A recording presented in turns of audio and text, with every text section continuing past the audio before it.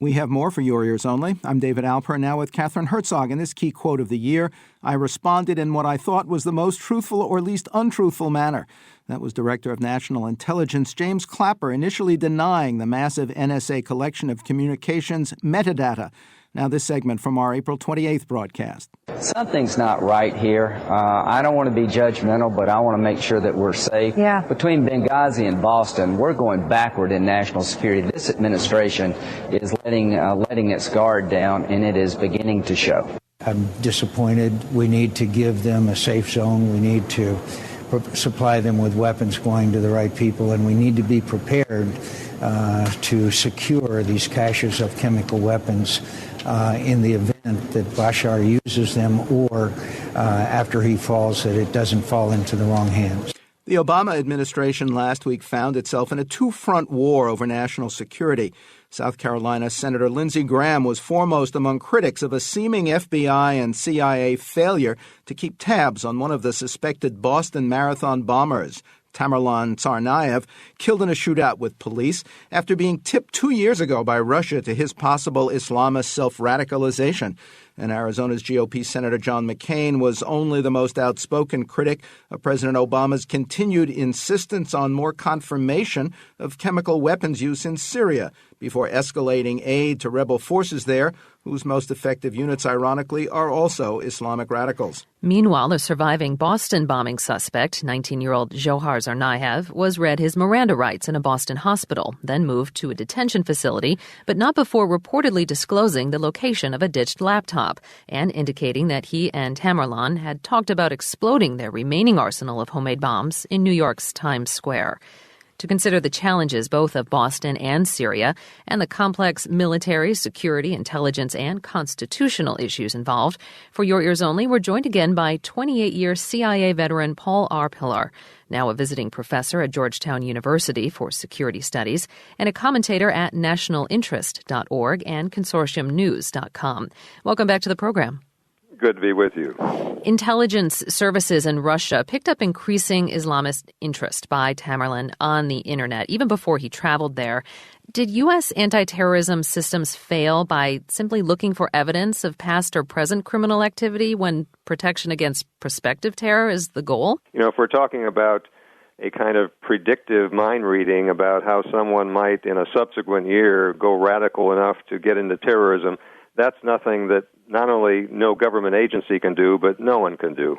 Well, Tamerlan was placed on some watch lists, but should he have been monitored more closely and certainly questioned after his return from 6 months in the Caucasus, which was precisely the trip Russian intelligence had been worried about?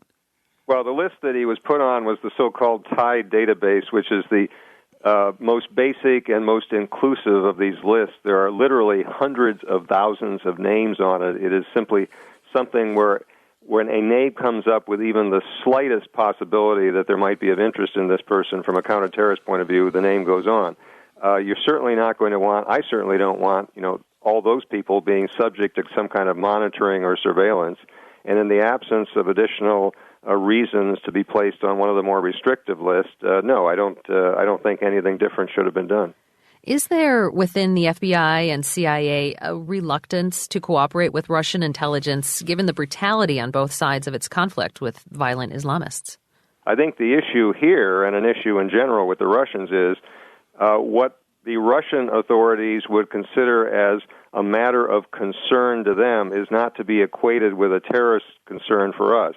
And for the Russians, any uppity, let alone at least slightly radical Chechen, they would define as a threat. That is not to be equated with what we would consider as a terrorist threat. President Obama ultimately decided that surviving suspect Johar Tsarnaev, a naturalized U.S. citizen, would not be treated as an enemy combatant, as many conservatives demanded. But do you think a federal magistrate moved too quickly to read him his Miranda rights and offer government counsel after 16 hours of interrogation under the so-called public safety exception? No, 16 hours is more than enough to get whatever information they were going to get with regard to the immediate threats, if any, to the public that come under the so-called public safety exception. And that's true even though in this case you had a detainee who had an injured throat and he was responding in writing rather than verbally. Let's turn to Syria and the administration's belated agreement with Britain, France, and Israel that there is evidence suggesting at least limited use of chemical weapons. What kind of evidence would be conclusive, and is it realistic to count on getting it?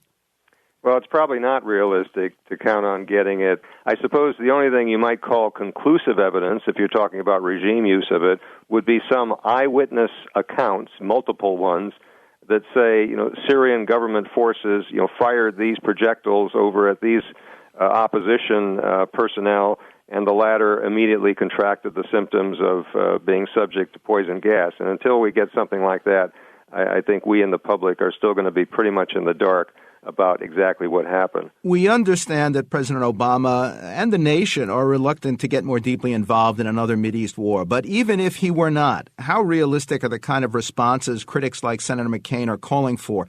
A no-fly safe zone, weapons for the least unfriendly rebel forces, protection of chemical weapons from the most unfriendly rebels in the regime? Yes, it would be possible to set up a no-fly zone. But, unlike, say, the Iraqi Kurds or even the Iraqi Shia who are concentrated in the southern part of that country, here we have a rebellion, a civil war that is spread all through Syria. And so whatever zone you set up would possibly benefit some of the rebels and would be basically irrelevant to many of the other ones. When you're talking about providing aid to the good rebels and opponents while trying to keep it out of the hands of radicals that we might not like, well, that's a worthy goal, but in practice, I think it's rather infeasible. But I think the most important set of issues is even if you could get around those practical problems, there's the larger one of just where does this all lead? You can set up no-fly zones, you can provide lethal or non-lethal aid. That doesn't necessarily, and in my belief, it probably wouldn't at all, hasten the end of this civil war and the bloodshed. It might just fuel the violence to an even greater extent in the short and medium term. To what degree does a lack of response to Syrian chemical weapons weaken U.S. warnings about Iran's nuclear program, North Korea also? We've made a mistake in drawing or implying red lines in the first place. That boxes us in when we subject ourselves to these kinds of debates afterwards. But number two, even if that mistake has been made, there is a general tendency to overstate the damage to U.S. credibility in the eyes of other regimes, including ones we consider adversaries, because we are seen as not living up to this or that commitment. So if it's, say, the North Koreans, they are going to look at what our interests are in East Asia and vis-a-vis North Korea itself, rather than drawing grand conclusions about something we did or did not do with regard to a particular category of weapons back in the Middle East. Paul R. Pillar is a 28-year CIA veteran, now visiting professor at Georgetown University for security studies. From our April 28th broadcast, the failure to follow up Russian warnings about Tsarnaev later cast doubt on the effectiveness of CIA counter-terror investigations and NSA surveillance. Obama was slow to escalate aid to the Syrian opposition and largely suspended it as al-Qaeda-linked rebels outfought more moderate Islamic factions. And even after use of chemical weapons was confirmed, Obama delayed threatened military action, shifting instead to a Russian-backed plan for international removal of Syria's chemical arsenal with Assad's cooperation and continued rule. Next, the new pope's first steps, for your ears only.